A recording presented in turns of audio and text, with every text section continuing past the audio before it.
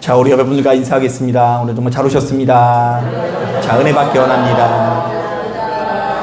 예, 감사합니다. 이 자리에 참석한 저와 여러분들의 10년 가운데 주께서 허락하시는 평안과 기쁨이 함께 하시기를 주님의 이름으로 축복합니다. 자, 오늘 우리가 읽은 이 본문을 보면 무려 38년 동안 걷지 못했던 병자가 그리스도 예수의 이름으로 고침을 받는 장면이 나오는데요. 자, 예수께서 내 자리를 들고 걸어가라고 명령하실 때에 무려 38년 된 병자가 단박에 일어나게 됩니다. 자, 많은 성도님들이 바로 이 장면을 묵상하면서 주로 예수께서 행하신 기적 그 자체에 초점을 두는 경우가 많은데요. 자, 이른바 누구든지 주님께 도우심을 요청하면 반드시 고침을 받고 치유받을 수 있다는 것이죠. 자, 그런데 오늘 우리가 읽은 이 본문을 제대로 이해하기 위해서는 예수께서 행하신 기적에 초점을 두는 것도 좋지만 먼저 이 베데스다라는 연못에 대해서 알아야 하는데요. 이 베데스다라는 말은 우리말로 자비의 집, 은혜의 집이라는 뜻으로서 2절을 보니까 예루살렘에 있는 양문 곁에 있었다고 합니다. 자, 이때 양문이라는 것은 성전에 제사 드려질 양이나 소들을 통과시키는 문을 일컫는데요. 자, 그러니까 이 베데스다에서는 무수히 많은 짐승들이 어디에 들어가는 걸 볼 수 있어요? 예, 예루살렘 성전에 들어가는 것을 볼 수 있었다라는 것이죠. 자, 하지만 안타깝게도 베데스다 연못은 성전에 들어가는 양들을 수시로 보면서도 정작 그곳에 들어갈 수 없는 사람들이 모여 있었는데요. 자, 3절을 보니까 거기에는 무수히 많은 병자와 맹인과 다리 저는 사람과 혈기 마른 사람들이 모여 있었다고 합니다. 자, 그런데 이들은 도대체 무엇 때문에 성전에 들어갈지도 못하면서 성전에 들어가는 양들을 바라보면서 베데스다 연못에 모여 있었던 것일까요? 자, 4절을 보니까 그 이유를 이렇게 설명하는데요. 자, 우리 다 같이 4절 말씀 같이 한번 읽어보겠습니다. 시작. 이는 천사가 가끔 못에 내려와 물을 움직이게 하는데 움직인 후에 먼저 들어가는 자는 어떤 병에 걸렸든지 낫게 되리라. 그러니까 베데스다 연못에 모여있는 병자에게는 한 가지 믿음이 있었다고 하는데요. 자, 그들은 가끔씩 천사가 연못에 내려와 물을 움직이면 바로 그때 제일 먼저 들어가는 사람이 고침을 받는다라는 믿음이 있었다라는 거예요. 자, 일종의 토속신앙 비슷한 게 있었던 것 같아요. 자, 실제로 38년 된 병자도 바로 이러한 역사가 자신에게 나타나기를 바라면서 무려 굉장히 오랜 시간 동안을 이 자리에 서성이면서 머물렀었는데요. 하지만 그럼에도 불구하고 그의 인생 가운데 무려 38년 동안 응답이 없습니다. 자, 지금 고침을 받았어요? 못 받았어요? 예, 고침을 받지 못한 채 그곳에 서성였는데요. 왜냐하면 일단 천사가 내려와서 물을 움직일 일이 있을까요? 없을까요? 예, 천사가 와서 물을 움직이는 일이 없을 뿐더러 설령 움직인다고 할지라도 걷지 못한 병자가 그곳에 제일 먼저 들어갈 수는 없었기 때문입니다. 자, 그래서일까요? 그는 베데스다 연못을 찾아오신 예수님 앞에서도 참 이상한 요구를 하는데요. 자, 우리 다 같이 7절 말씀 같이 한번 읽어보겠습니다. 7절 시작. 병자가 대답하되 주여 물을 움직일 때에 나를 못에 넣어주는 사람이 없어 내가 가는 동안에 다른 사람이 먼저 내려가나이다. 자, 이거 뭐예요? 병자가 치유받기 위해서는 남들보다 빨리 연못에 들어가 고침을 받아야 하건만 자신은 그곳에 달려갈 능력도 없고 연못에 넣어줄 사람이 없다라는 것이죠. 자, 그러니까 예수께서 자신을 그곳에 먼저 들어갈 수 있도록 도와달라는 이야기예요. 자, 그러니까 이 병자는 예수님께 자신의 병을 고쳐달라는 이야기를 해요, 안 해요? 예, 그건 안 하고요. 저 연못에 먼저 들어갈 수 있도록 도와달라는 이야기만 남깁니다. 자, 그렇다면 베데스다 연못에 머물러 있는 병자가 기다리는 이 하나님의 자비로움이라는 것은 크게 두 가지로 요약할 수 있는데요. 자, 먼저 첫 번째로 연못이 움직일 때에 바로 그것에 1등으로 들어가는 것이 그의 하나님께서 베푸시는 자비로움이고요. 또한 물이 움직일 때에 자신을 그곳에 넣어주는 사람이 있었으면 좋겠는 것이 그가 가진 또 하나의 소망이었습니다. 자, 저는 바로 이런 관점에서 본문을 묵상할 때마다 마음이 참 불편해지는데요. 자, 왜냐하면 베데스다라는 말은 분명히 자비의 집, 은혜의 집이라는 뜻인데 실상은 1등만 살아남는 너무나 비정한 장소처럼 느껴졌기 때문입니다. 자, 베데스다 연못에 몇 등으로 들어가야 돼요? 1등으로 들어가야지만 고침을 받는다라는 것입니다. 자, 그들은 천사가 내려오는 치유의 순간마저도 참으로 비정하게 해석하는데요. 이른바 누군가에게 경쟁에서 이기고 승리할 때에 비로소 권능을 누릴 수 있다라고 이스라엘 백성들이 여긴 것입니다. 자, 그렇다 보니 병자가 지난 38년 동안 자신을 도와주는 사람이 아무도 없었다라고 고백하는 장면이 저는 이 병자가 지난 38년 동안 경쟁에서 줄곧 이긴 적은 한 번도 없고 패배했다라는 고백처럼 느껴져서 참으로 가슴 아프게 느껴지는 것이 사실입니다. 여러분, 2023년도에 유엔에서 세계 행복 보고서라는 것을 발간했는데요. 자, 거기 보면 한국인의 행복도가 OECD 300이 아니죠. OECD 38개국 중에 35위에 그쳤고요. 또한 우리 사회는 만성적 스트레스와 불안이 가득하고 우울증과 자살률이 극도로 높아지고 있다고 하는데요.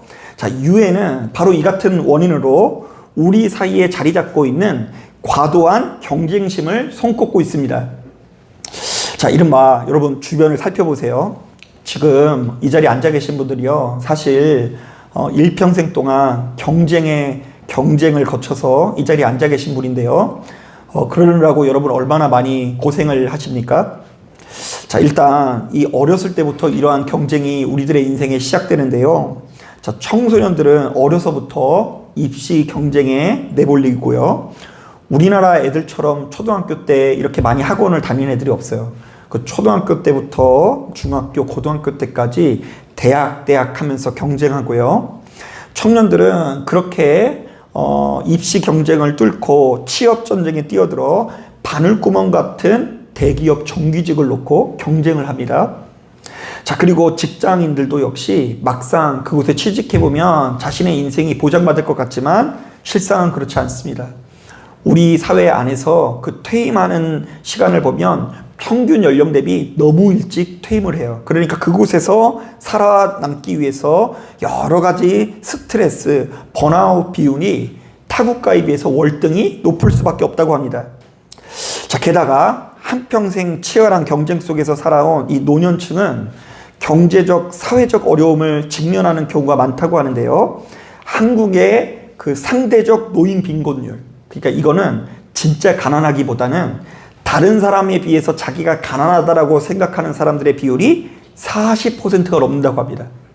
자, 여러분 어떤 것 같아요? 여러분들은 가난한 것 같으세요? 아니면 남들보다 부유한 것 같으세요? 아유, 할렐루야.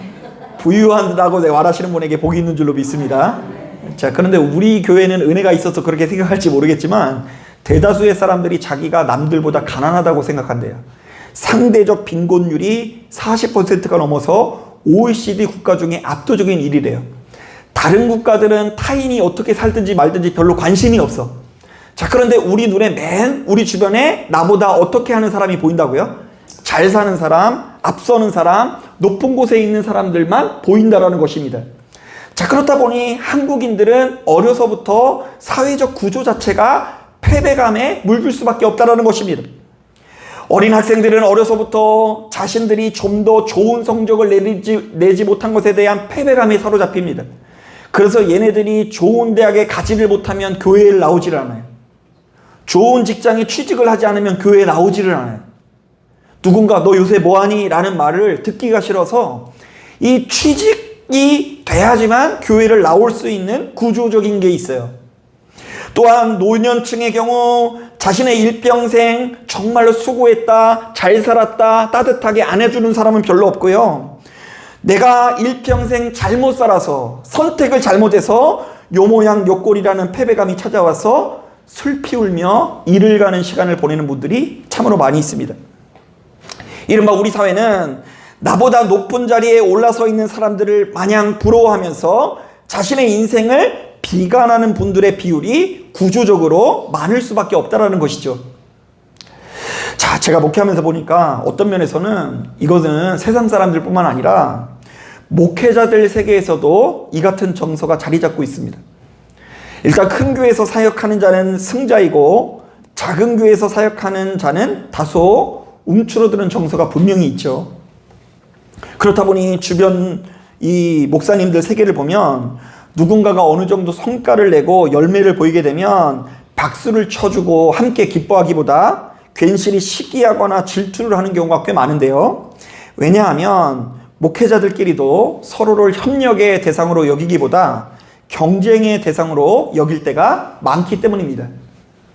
자, 뿐만 아닙니다. 굳이 목회자뿐만 아니라 교회의 면면을 보면 성도들이 기본적으로 시기 경쟁을 하는 경우가 굉장히 많은데요. 또한 누군가가 나보다 인정을 받거나 더 높은 자리에 오르는 것에 몹시도 민감할 수밖에 없죠. 그래서 이제 제가 얼마 전에 참 재밌는 충고를 들었는데요. 어떤 목사님이 저희 교회에 장로님이 한 분 계십니다 이렇게 얘기했더니 성도님들 앞에서 장로님 칭찬을 너무 많이 하지 말래요. 왜냐하면 장로님을 칭찬했다가는 주변 사람들이 엄청나게 삐질 수 있기 때문입니다. 그래서 한번 해볼까요? 제가 가만히 보니까 여러분 우리 장로님 같은 분이 없어요. 아, 진짜 얼마나 이제 교회를 열심히 섬기면 되는지. 여러분 장로는 그렇게 교회를 열심히 섬기기만 하면 되는 거예요. 다른 거 안 해도 돼요. 교회 열심히 섬기면 돼요. 그것을 우리가 흠모의 눈으로 바라보면 됩니다. 자, 그런데 여러분 이 사실로 인해서 여러분 삐지면 안 됩니다.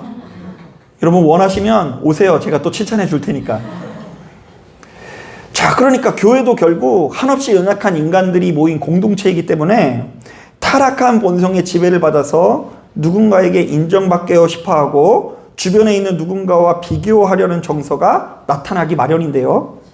특히 이 세상의 가치가 교회 안에 들어올 때에 이런 경쟁심은 더더욱 강하게 작용할 수 있습니다. 아무개 자녀들은 성공하고 출세하고 우리 자녀들은 그렇지 못한 것을 우리가 생각할 때에 괜시리 움츠러들 수가 있죠. 자, 그리고 반대로 자녀들이 잘 풀리고 성공하면 아무리 은혜 없는 사람도 주변에 많은 사람들을 가르치려고 하는 경향이 생기게 될 수도 있습니다. 여러분 이 세상의 흐름을 잘 보기 위해서는 요새 유행하는 SNS를 보면 이 같은 정서를 알 수 있는데 SNS는 그야말로 자랑판입니다.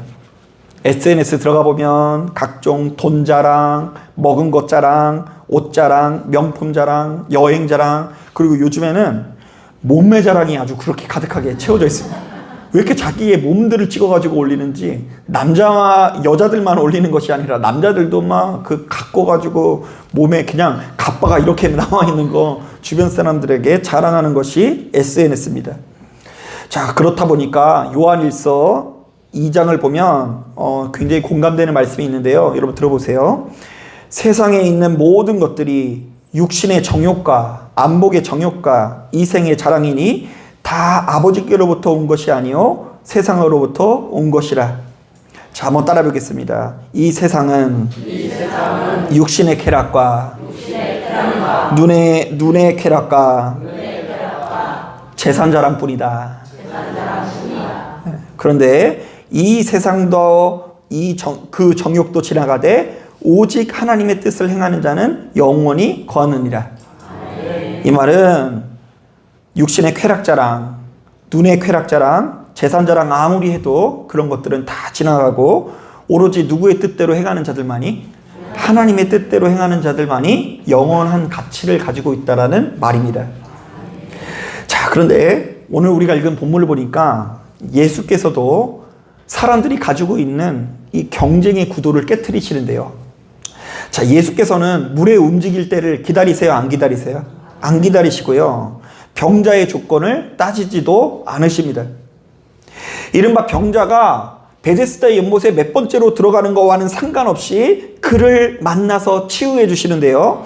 실제로 6절을 보니까 우리 주님과 38년 된 병자의 만남을 이렇게 소개합니다. 우리 6절 말씀 같이 한번 읽어보겠습니다. 시작. 예수께서 그 누운 것을 보시고 병이 벌써 오래된 줄을 아시고 이르시되 내가 낫고자 하느냐. 자, 한번 따라 보겠습니다. 예수께서 병자를 보셨다. 한 번 더 따라 하겠습니다. 예수께서 병자의 상황을 알아주셨다. 한 번 더 따라 하겠습니다. 예수께서 병자에게 물어봐 주셨다. 저는 바로 이것이야말로 주님께서 제시하는 진짜 자비의 집이라고 보는데요. 이른바 교회는 베데스다 연못처럼 조건부 기적을 기다리는 곳이 아니라 모든 조건과 환경을 초월하는 예수 그리스도의 임재를 기다리는 곳이어야 한다는 것입니다. 그리고 바로 이런 관점에서 우리는 타인을 뛰어넘는 것보다 함께하는 법을 배워나가야 합니다. 이른바 내가 하나님의 권능으로 어떻게 하면 더 높은 자리를 선점할까? 내가 하나님의 권능으로 어떻게 하면 타인을 꼼짝 못하게 하는 재산을 축적할까? 제압할 수 있을까? 이러한 사고방식으로 살아가서는 안 됩니다. 내게 그러한 욕망이 올라오고 때로는 패배감이 몰려오고 있다는 것 자체가 사실은 내가 하나님 곁에서 멀어지고 있다는 징표입니다. 우리는 도리어 내가 하나님의 권능으로 어떻게 하면 낮아지고 죽어질까? 내가 하나님의 권능으로 어떻게 하면 타인을 포용하고 이해할 수 있을까를 끝없이 고민해야 된다는 이야기입니다. 그러나 우리 안에 있는 본성이 참으로 만만하지 않은 것 같은데요. 가만히 보면 성경은 인간이 자신도 모르게 더 높은 자리로 오르려고 끝없이 경쟁하다가 결국 패망의 길로 들어선다라고 우리들에게 증언합니다. 여러분, 우리가 창세기를 묵상해 보면 그 사실은 죄의 기원과 죄의 발전 과정을 알 수 있는데요. 많은 분들이 원죄라고 하면은 이 사람들이 그 선악과를 따먹은 거, 뭐 그것만 생각을 하지 않습니까? 자, 그런데 실제로 성경은 다양한 종류의 인간의 죄성을 고발하고 있는데요. 자, 예를 들면 창세기 11장을 보면 바벨탑 사건이 나오는데요. 자, 제가 일전에 말씀드린 것처럼 바로 이 사건은 노아의 홍수 이후에 이 땅에 살아남은 인류가 향후 어떤 길을 걸었는지, 어떤 삶을 살았는지에 대한 제시예요. 자, 그러니까 여러분, 이거 막 너무 충격적으로 받아들이면 안 돼요. 그 창세기 10장을 보면 노아의 홍수를 해서 다 망하고 누구 가족만 살았어요? 노아 가족만 살아남았는데 갑자기 창세기 11장에 갑자기 많은 사람들이 갑자기 멀뚱하기 시작해요. 네, 그래서 그 사이에 뭐 얼마나 그렇게 많이 났길래 이렇게 쌓을 수 있느냐, 이렇게 하면 안 돼요. 성경은 그렇게 시간대 순으로 역사처럼 기록한 책이 아니라 분명한 의도를 가지고 죄의 기원에 대해서 소개하는데요. 노아 홍수 이후에 하나님의 은혜로 인류가 살아남았음에도 불구하고 인류는 여전히 죄된 길을 걸어가게 되었다라고 증언합니다. 자, 어떤 죄악의 길을 걸어가죠? 여러분 잘 아시는 것처럼 그들은 서로 높아지려고 하고요. 그리고 그 높아지면서 이렇게 이야기해요. 서로 자신의 이름을 드러내자. 우리가 나의 이름을 드러내기 위해서 이 탑을 쌓자 이랬는데 그들의 바램처럼 자신의 이름을 드러내지 못하고 결국 끝없는 분열과 혼란을 맞이하는 것을 볼 수 있습니다. 또한 여러분 뒤로 가보면 창세기 25장을 보면 쌍둥이 형제 야곱과 에서는 언제부터 경쟁을 해요? 뱃속에서부터 경쟁을 하고요. 태어나면서부터 경쟁을 합니다. 결국 이 야곱은 이 가족 자체가 굉장히 혼란스러운데요. 팥죽 한 그릇으로 장제아의 명분을 빼앗고 나중에는 아버지를 속여 형의 축복까지 가로챕니다. 그래서 이제 이 야곱의 가문에요, 이 갈등과 다툼이 끊어지질 않아요. 우리가 생각할 때는 유다 지파면 뭐 대단하게 생각할지 모르겠지만 그들의 조상인 유다가 얼마나 큰 실수를 하는지 모릅니다. 자, 물론 훗날 하나님의 은혜로 모든 상처는 치유되고 형제 모두 자신의 가문을 나름대로 읽어 결과적으로는 큰 복을 받지만 인간은 이렇듯 끝없이 경쟁하는 본성을 가진 것이 분명하고요. 그러므로 인간은 하나님의 개입 없이는 평화를 누릴 수 없다라고 이 창세기 말씀이 우리에게 끊임없이 선언합니다. 자, 이것은 이 창세기만 나와 있는 이야기가 아니라 예수님의 제자들도 마찬가지였습니다. 예수님의 제자들도 끊임없이 더 좋은 자리를 자신에게 달라고 예수님께 요청하고요. 또한 마가복음 9장을 보면 서로 누가 더 큰 사람인지를 놓고 다툼을 벌이게 됩니다.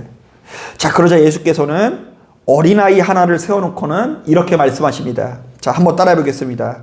누구든지 첫째가 되고자 하면 무사람의 끝이 되며 무사람을 섬기는 자가 되어야 하리라.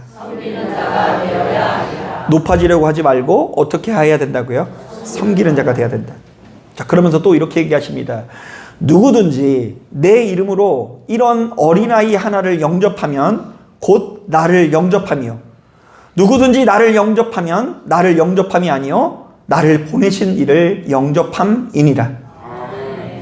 자, 저는 이런 점에서 그 포월이라는 신조어를 굉장히 좋아하는데요. 여러분, 포월이라는 말 들어보셨어요? 못 들어보는 게 당연해요. 이게 신조어예요. 자, 이것은 이 초월이라는 말에서 나온 말로서, 초월은 우리에게 직면한 한계를 나의 뛰어남으로 나 혼자 넘어서는 것을 초월이라고 하거든요. 내가 초월하는 것이 이제 내가 뛰어나서 넘어가는 거예요. 자, 그런데 이 포월이라는 것은 뛰어넘긴 뛰어넘지만 남을 감싸면서 포용하면서 넘는다는 말입니다. 함께 뛰어넘는다. 자, 오늘 우리가 읽은 본문에는 바로 이것이 잘 드러나는데요. 예수께서는 베데스다 연못에 가서 무려 38년 된 병자를 아무런 조건 없이 포용하시면서 그와 함께 고통과 괴로움의 담을 넘어섭니다. 하지만 당시의 신앙인들에게는 바로 이러한 기본적인 작용들이 조금도 이루어지지 않는데요. 일단 예루살렘 성전에 양도 들어가는 문이 있지만 각종 병자들은 부정하기 때문에 들어갈 수가 없었어요. 자, 그러니까 예루살렘 성에는 머물 수 있지만 예루살렘 성전에는 들어가요, 못 들어가요? 못 들어가요. 짐승도 들어가는데 부정한 자로 여겨지면서 못 들어가요. 또한 오늘 우리가 읽은 이 본문의 끄트머리 보면 예수께서 38년 된 병자를 고쳤으면 이거 기쁜 일이에요, 안 좋은 일이에요? 기쁜 일이잖아요. 그런데 하필이면 그때가 안식일이라고 하면서 예수께서 안식일을 더럽혔다라는 죄목을 붙여 그를 죽이려 하는 것을 볼 수 있어요. 자, 그러면 이분들이 모인 곳이 자비의 집이에요, 아니에요? 아니에요. 이들은 하나님의 이름으로 하나님의 권능을 기다렸지만 그곳은 자비의 집이 아니고요. 예수께서 38년 된 병자를 조건 없이 만나주시고 안아주신 장소가 비로소 진짜 자비의 집이라고 제시하는 것입니다. 자, 오늘 우리가 읽은 이 본문은 바로 이렇게 대조적인 모습을 교차하고 대비시키면서 오늘날 우리들에게 이렇게 묻습니다. 자, 한번 따라 보겠습니다. 무엇이 진정한 자비의 집인가? 한 번 더 따라하겠습니다. 무엇이 진정한 은혜의 집인가? 여러분, 이 가만히 보면 재밌는 것이 뭐냐면, 제가 얼마 전에 성경을 읽다가 재밌는 것이 뭐냐면, 이 사람이 이 가만히 보면 자기 편한테는 한없이 너그럽더라고요. 그래서 바리새파하고 이 사두개파가 막 싸우는 와중에 바울이 나는 바리새파입니다 이렇게 얘기하니까 바리새파는 전원 다 무죄입니다 하고 얘기하고요. 사두개파는 뭐라 그래요? 죄는 유죄여가지고 죽여야 됩니다 라고 말해요. 가만히 보면 이 교회 안에서도 얼마나 많은 파당이 있는지, 나랑 친한 사람한테 잘하면 그게 자비예요. 자, 그런데 이 세상에서는 바로 그러한 움직임을 가지고 자비를 말하고 은혜를 말하겠지만, 오늘 우리가 읽은 본문은 무엇이 자비의 집이라고 이야기하고 있습니까? 자, 여러분들에게는 무엇이 진짜 자비의 집 같으세요? 하나님의 자비와 사랑이 있는 곳은 어떤 모습이어야 할 것 같습니까? 여러분, 제가 분명히 말씀드리지만 우리가 조금 못나고 뒤처진 인생을 살아가도 괜찮습니다. 우리가 조금 부족하고 실수해도 괜찮습니다. 성공하지 않아도, 부자가 되지 않아도 괜찮습니다. 이게 자비예요. 이게 자비의 음성을 듣는 자가 간직해야 되는 태도예요. 이 세상에서 성공하지 않아도 괜찮다. 잘 나가지 않아도 괜찮다. 조금 부족하고 실수해도 괜찮다. 여러분, 우리가 살아가는 이 세상은 첫 번째가 되는 것이 항상 중요하고 든든한 백이 곁에 서서 나를 밀어주는 것이 중요하지만 우리 주님께서는 모든 환경과 조건을 초월해서 우리를 아끼고 사랑하신다는 것을 가슴 깊이 기억하시길 바랍니다. 우리 주님께서 뭐라고 이야기하신다고요? 누구든지 아무든지 주의 이름을 부르는 자는 구원을 얻으리라. 38년 된 병자도 구원을 얻을 수 있다. 베데스다 연못에 1등으로 들어가지 않아도 괜찮다. 설령 오늘이 안식일이어서 쉬어야 되는 날일지라도 하나님께서는 당신의 백성들을 포기하지 아니하시고 그들을 고쳐주시는 일을 게을리하지 아니하실 것이다. 이게 자비예요. 자, 바로 이런 차원에서 예수 믿는 우리들도 1차적으로는 내 안에 하나님의 자비의 음성을 가득하게 채워야 돼요. 여러분, 가만히 보면 나를 가장 괴롭히는 사람이 누구일 것 같아요? 자기 자신인 경우가 많아요. 아무도 뭐라고 하는지 않았는데 그 실수와 실패 앞에서 아무도 손가락질 하지 않는데 가만히 보면 쫓아다니면서 24시간 괴롭힌 게 자기 자신이에요. 왜 그 모양 그 꼴이냐고. 왜 그렇게 수준 낮고 형편없는 인생을 살아가냐고. 남들은 다 대단한 자로 여기고 심지어 하나님께서는 너는 이 세계 누구와도 바꿀 수 없는 가장 큰 보물이다라고 말씀하시는데도 불구하고 정작 자기 자신을 용납하지 못하는 분들이 많이 있어요. 그런 우리들에게 주님께서 오늘 말씀을 통해서 말씀하십니다. 1등으로 들어가지 않아도 괜찮다. 너의 모습이 38년 된 병자의 모습일지라도 나는 너를 절대로 포기하지 않고 비록 안식일일지라도 내가 규정을 어기는 한이 있더라도 너를 반드시 살려낼 것이다. 그리고 바로 그렇게 우리가 늘상 우리를 향해서 나고자라고 말하고 패배자라고 말하고 있는 이 세상 앞에서 그러한 마음으로 무장하여서 내가 경험하고 있는 이 위로의 메시지를 주변의 많은 사람들에게 전해야 될 줄로 믿습니다. 그런데 이게 힘들어요. 하나님께서 나를 사랑해 주신다는 것은 인정하기 쉬워도 내가 그 마음을 가지고 주변의 많은 사람들을 아끼고 사랑하는 것은 굉장히 힘들어요. 우리는 언제나 주변 사람들을 탓하기 마련이죠. 왜 이렇게 나를 섬기지 않느냐? 왜 그렇게 나를 대우하지 않느냐? 왜 그렇게 나를 행복으로 인도해 주지 않느냐? 내가 그동안 너희들에게 해준 게 얼마나 많이 있는데 자기가 얼마나 아프게 하고 속상해하고 못나게 했는지는 기억하지 않고 늘상 자신의 공로만을 앞세우는 것이 우리 인간의 본성이기 때문에 타인을 조건 없이 대가 없이 살아가는 것은 굉장히 어렵습니다. 자, 그렇기 때문에 모든 사람을 아끼고 사랑하는 것의 척도는 항상 하나님과 나와의 관계가 되어야 합니다. 그러니까 그 사람과 나와의 관계를 생각하면 항상 억울한 것뿐이지만 누구의 기준을 두고 하나님께 기준을 놓고 보면 나는 항상 받은 것뿐이에요. 항상 나는 못나고 부족한 것뿐인데 이런 나를 아끼시고 사랑하신 하나님께 감사해서 타인에게 너그러운 마음이 나가기 마련인 것입니다. 그러므로 여러분, 바로 오늘 본문 가운데 담겨져 있는 이 명령을 가슴에 품고 여러분 제발 여러분들이 속한 가정이 진정한 자비의 집이 되길 바랍니다. 예.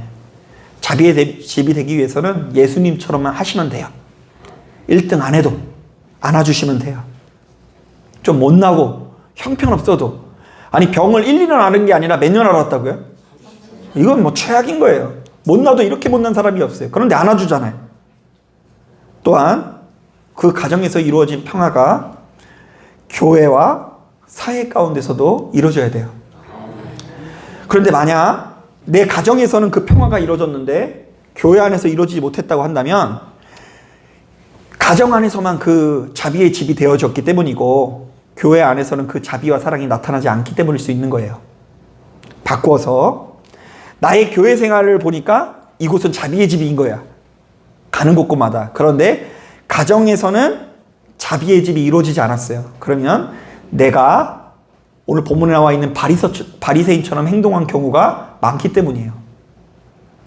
자, 그렇기 때문에 여러분 오늘 본문에 담겨져 있는 이 자비의 집, 은혜의 집은 사실은 오늘 본문에 나와 있는 그 38년 된 병자처럼 못난 사람을 살리는 집이 아니라 누구를 살리는 집이라고요?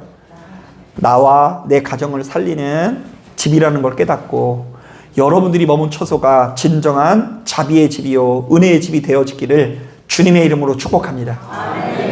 자, 기도하겠습니다.